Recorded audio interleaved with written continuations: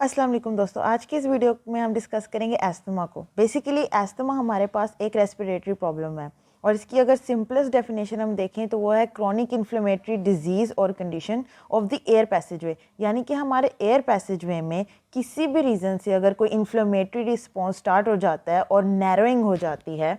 इसका basic characteristic यही है कि इसमें नैरोइंग हो जाती है।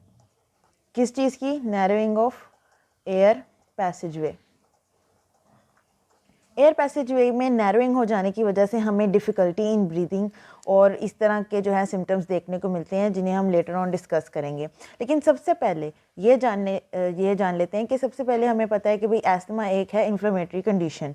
लेकिन ये इन्फ्लेमेटरी प्रोसेस बॉडी में स्टार्ट किस वजह से होता है, वो उसके कुछ ट्रिगर्स होते हैं। वो पेशेंट टू पेशेंट वेरी करते हैं। कुछ लोगों में किसी वजह से ये इन्फ्लेमेटरी रिस्पॉन्स स्टार्ट होता है, कुछ लोगों में किसी और वजह से।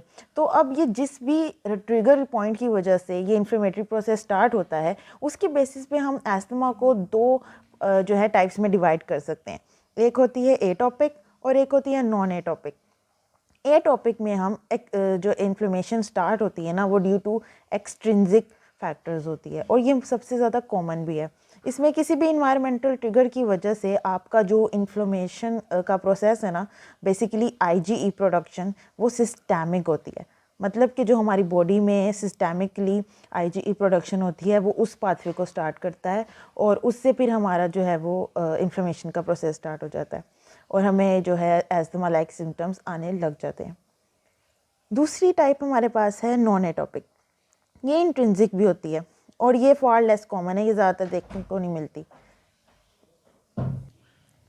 और इसमें जो हमारे पास आईजीई की प्रोडक्शन होती है ना, वो लोकल होती है। अब आपके दिमाग में आ रहा होगा ये आईजीई ये सब क्या है। बेसिकली आईजीई हमारे पास एंटीबॉडीज़ होती हैं। जब भी हमारी बॉडी में कोई फॉरेन पार्टिकल या एंटीजन एंटर करता है, हमारी बॉडी का जो सिस्टम है, जो हमारा डिफेंस मैकेनिज्म है, वो एक्टिवेट हो जाता है और सर्टेन एंटीबॉडीज़ बनाता है।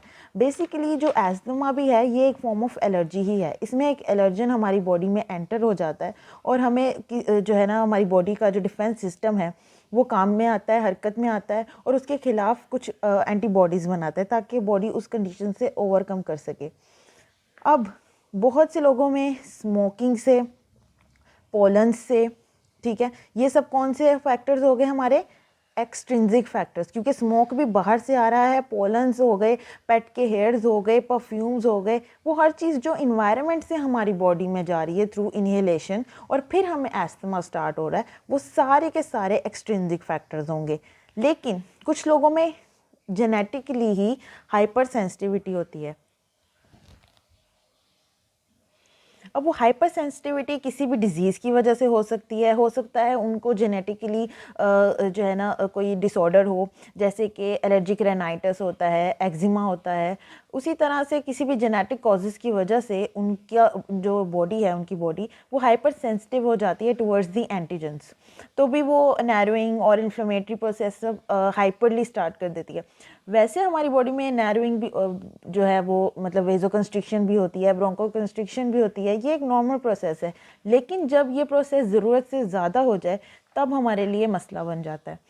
कुछ सर्टेन ड्रग्स होते हैं हमारे पास, उससे भी हमें जो है वो ये प्रोसेस इनिशिएट हो जाता है। ये जो ड्रग्स वाली बात है, ये हमें नॉन एटॉपिक में आती है, ठीक है, क्योंकि ये इंट्रिंसिक की फैक्टर है।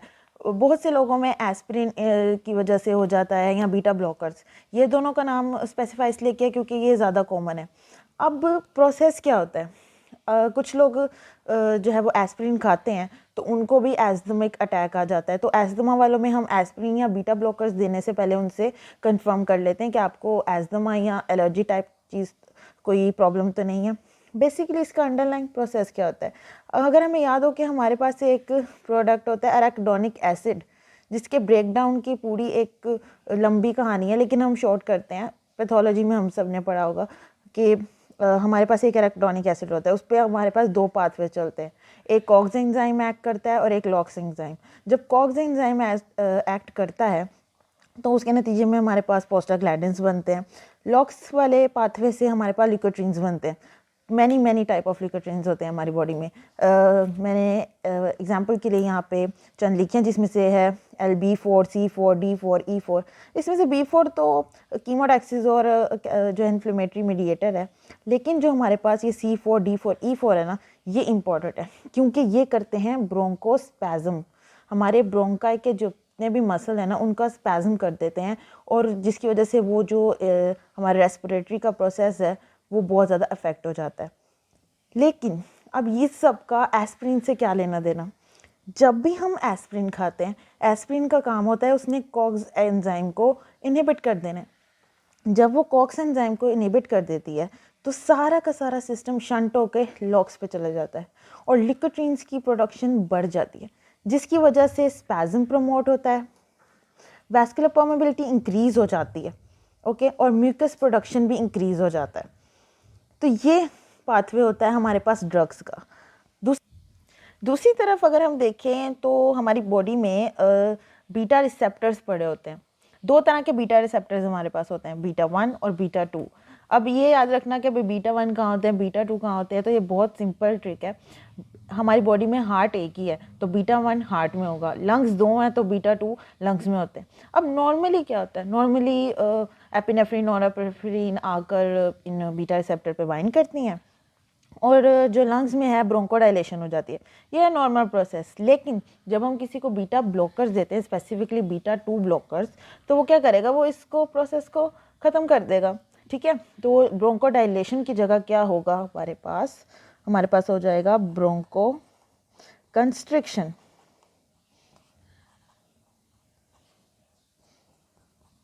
जो कि बेसिक कॉज है एस्थमा की। मतलब बेसिक जो एस्थमा का जो भी अटैक आता है जब आपको, तो उसमें जो बेसिक चीज़ है ना वो ब्रोंको कंस्ट्रिक्शन ही है।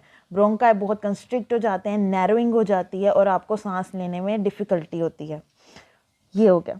अब अगर हम देखें, इससे पहले कि हम इसकी पैथोफिजियोलॉजी में जाएं, let's compare the normal bronchi with the asthmatic.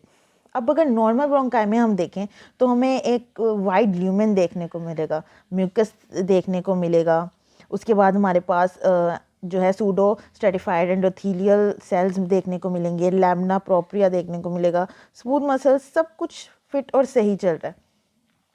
लेकिन जब हम एस्थमेटिक इस एस्थमा वाले ब्रोंकाई को देखते हैं तो हमें देखने को मिलेगा कि नैरोइंग मिलेगी, हमें बहुत ज़्यादा एक्सेसिव म्यूकस मिलेगा। और क्या हिस्टोलॉजिकल चेंजेस होते हैं, अब हम इसको देखते हैं। थोड़ा सा हिस्टोलॉजिकल चेंजेस देख लेते हैं। ये है हमारे पास एक नॉर्मल हिस्टोलॉजी। मतलब नॉर्मली अगर हम इसको जूम इन करें, इस सेक्शन को जूम इन करें ब्रोंकाई को, तो हमें देखने को मिलेगा म्यूकस इनर लेयर में।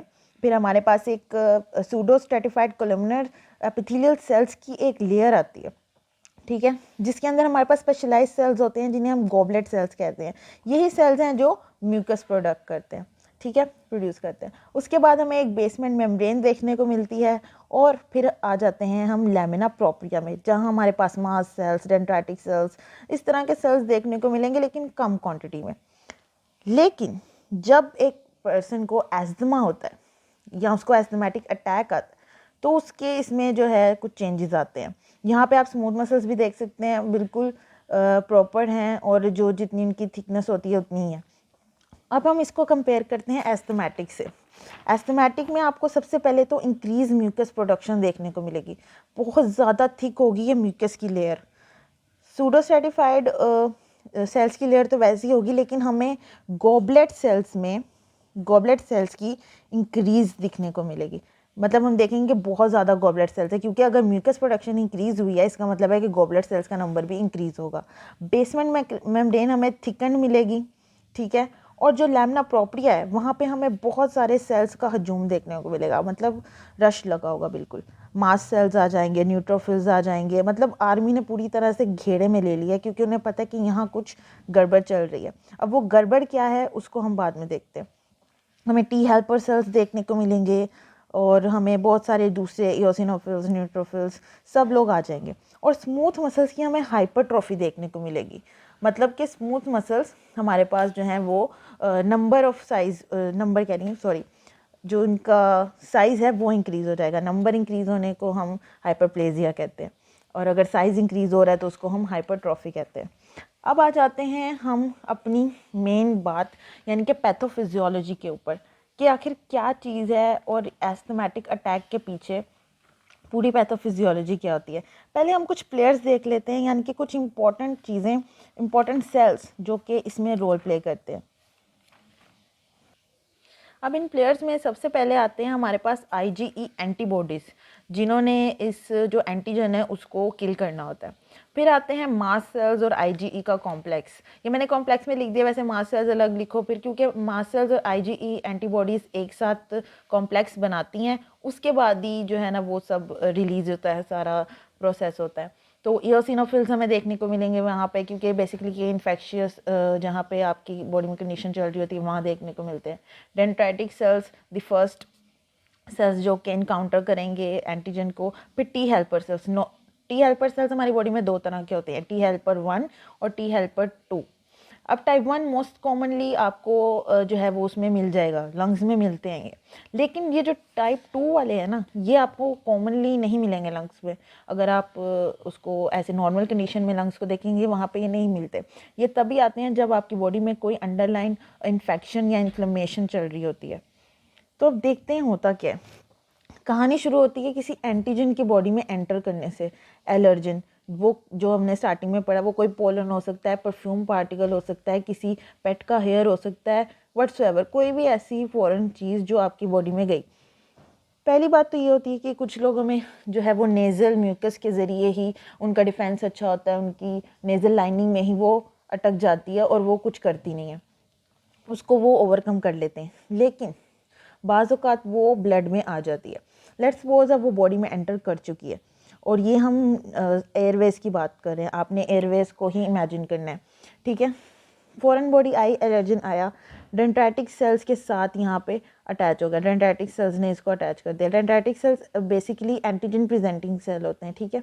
इन्होंने दुश्मन की एक बंदे को मारना है और सबको बताना है कि भाई ये बंदा है, ये इसके इश्तिहार छाप दो, इसके खिलाफ कार्रवाई करनी है। तो जैसे ही डेंड्राइटिक सेल्स एक्टिवेट होंगे, हमारे पास एक थायमिक नाम का जो है वो केमिकल रिलीज़ होता है हमारे स्मूथ मसल्स में से, और वो जाके फिर इस पूरे प्रोसेस को ना इनिशिएट करवाता है, मतलब वो हेल्प करता है इसके लिए। तो वो काफ़ी लंबी डिटेल हो जाती है और वो कंफ्यूज करता, इसलिए मैं सिर्फ इसको सिंपल करूँगी कि कोई फॉरेन पार्टिकल आएगा, डेंड्राइटिक सेल्स को एक्टिवेट कर देगा, डेंड्राइटिक सेल्स आगे से टी हेल्पर 2 सेल्स को एक्टिवेट करेंगे, ठीक है, उसको प्रेजेंट करेंगे।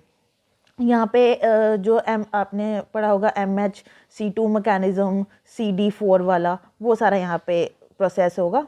और हमारे जो टी हेल्पर सेल्स हैं ना, ये बेसिकली 3 वे रिएक्शन करेंगे। इनके 3 काम होंगे। इन्होंने इंटरल्यूकिन 9 रिलीज़ करनी है, जो जाके एट द एंड जो है ना वो उसको मास्ट सेल्स को एक्टिवेट करेगी और उन्हें कहेगी कि ज़्यादा से ज़्यादा जो आपने हिस्टामीन, ल्यूकोट्रीन और प्रोस्टाग्लैंडिन्स है वो रिलीज़ करो। दूसरा, ये इंटरल्यूकिन 13 और इंटरल्यूकिन 4 रिलीज़ करती है, जो कि प्लाज्मा सेल्स को एक्टिवेट करती है। और हमारी एक तरफ तो वो हमारी ह्यूमरल जो है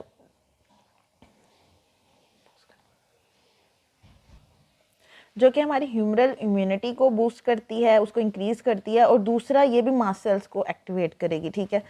तो तीसरा काम जो इंटरल्यूकिन करते हैं वो जो टी हेल्पर 2 सेल्स करते हैं, वो उनका ये है कि उन्होंने इंटरल्यूकिन 5 रिलीज़ करनी है। ये ईओसिनोफिल्स को एक्टिवेट करेगी। ईओसिनोफिल्स वहाँ आएंगे और कीमोटैक्सिस करेंगे बेसिकली, और ईओसिनोफिल्स को वहाँ बुलाएंगे कि आओ भाई यहाँ पे बॉडी में इन्फ्लेमेशन की कंडीशन स्टार्ट हो गई है, कोई फॉरेन बॉडी है, उस पर अटैक करना है। अब इन सारी चीज़ों से होगा क्या, मास्ट सेल्स हाईली एक्टिवेटेड हो जाएंगे बहुत ज़्यादा, और वो ज़्यादा अमाउंट में हिस्टामिन, ल्यूकोट्रीन्स और प्रोस्टाग्लैंडिन्स बुलाएंगे। प्रोस्टाग्लैंडिन्स और ल्यूकोट्रीन्स अगेन वही ब्रोंकोस्पैज्म करेंगी, ठीक है, प्रोस्टाग्लैंडिन्स और इन्फ्लेमेशन कराएंगी, मतलब एक सीरीज स्टार्ट हो जाएगी और वो चलता जाएगा, एक साइकिल चलता ही जाएगा। हिस्टामिन बेसिकली इंपॉर्टेंट है। हिस्टामिन क्या करेगी, स्मूथ मसल्स में जाके एयरवेज में ब्रोंको कंस्ट्रिक्शन करवाएगी। एट द एंड ये सारे प्रोसेस मिलकर हमारे पास क्या कर रहे हैं, ब्रोंको कंस्ट्रिक्शन कर रहे हैं।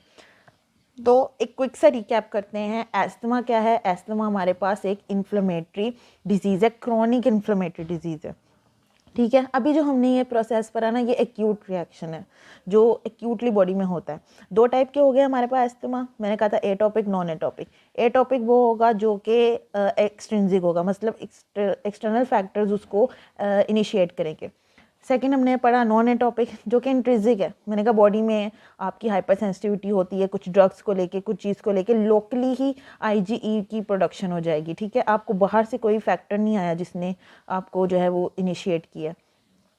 दूसरा हमने देखा था, कंपैरिजन किया, तो हमें पता चला कि हम अगर उसको देखेंगे, हमारी हिस्टोलॉजिकल देखेंगे, तो हमें म्यूकस की प्रोडक्शन ज़्यादा मिलती है, बेसमेंट मेम्ब्रेन थिकन मिलेगी, लैमिनिया प्रोप्रिया में बहुत सारे सेल्स देखने को मिलेंगे, स्मूथ मसल की हाइपरट्रॉफी हो जाएगी। ये सब चीज़ें मिलकर क्या करती हैं, ब्रोंको कंस्ट्रिक्शन, ये ब्रोंको कंस्ट्रिक्शन शो कर रही है। और बेसिकली जो एक इम्पॉर्टेंट बात है वो ये है कि एस्थमा रिवर्सिबल डिजीज़ है। रिवर्सिबल मतलब, और इस सब के जो हमारा आउटकम निकलता है वो है रिवर्सिबल। रिवर्सिबल मतलब कि आप अगर वो जो एलर्जेंट है उसको निकाल दें, उसको हटा दें जिस चीज़ से, जैसे कि परफ्यूम आपकी बॉडी में गया, आप वहाँ उस जगह से चले गए, तो आपका एस्थमेटिक अटैक जो है वो रिवर्स हो जाएगा। ये सब कुछ रिवर्स हो जाएगा एज सुन एज ये एंटीजन और एलर्जन बॉडी रिमूव कर देगी, तो वो सारा प्रोसेस बैक टू नॉर्मल आ जाता है। ठीक है, लेकिन कई बार क्रॉनिक कंडीशंस में ऐसा नहीं भी होता।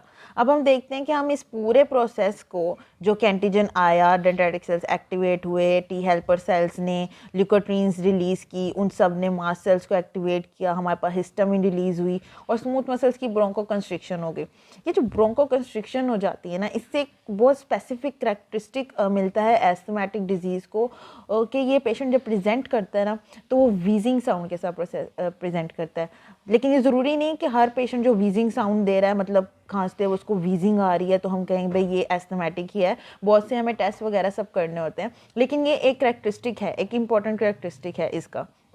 तो जो शॉर्टनेस ऑफ ब्रेथ हो जाती है और वीजिंग साउंड आती है, वो इस ब्रोंको कंस्ट्रिक्शन की वजह से आती है। तो पैथोफिजियोलॉजी आई होप आपकी क्लियर हो गई होगी। अब हम इस पूरे फेज़ को ना दो पार्ट में डिवाइड कर देते हैं, एक अर्ली फेज़ होता है, एक लेट फेज़ होता है। बेसिकली जो अर्ली फेज़ है ना, वो ये जो एक्यूट रिएक्शन आता है ना सारा ब्रोंको कंस्ट्रिक्शन तक का, ये हमारा अर्ली फेज़ हो जाएगा। ठीक है, और इसके बाद आता है हमारा late phase. Basically early phase जो होता है ना, वो मास्ट सेल की डिग्रेनुलेशन जब होती है ना, हिस्टामिन रिलीज़ होता है, वो हमारा अर्ली फेज़ होता है। और जो सेलुलर रिस्पॉन्स यानी कि इन्फ्लेमेशन आती है, वो हमारा लेट फेज़ होता है। तो अभी तक यहीं रखते हैं, नेक्स्ट पार्ट में हम इसके साइन एंड सिम्टम डिस्कस करेंगे। थैंक्स।